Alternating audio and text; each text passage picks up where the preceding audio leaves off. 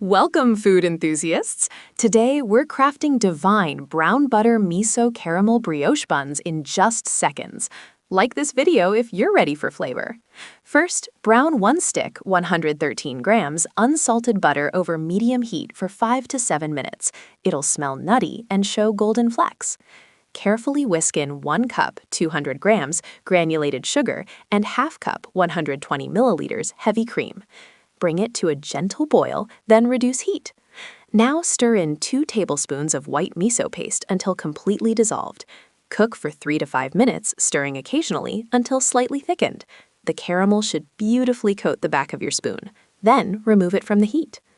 Arrange your pre-made brioche buns in a baking dish. Pour this gorgeous, warm miso caramel generously over each bun. Warm them in an oven at 350 degrees Fahrenheit, 175 degrees Celsius, for 8 to 10 minutes, just until heated through and bubbling.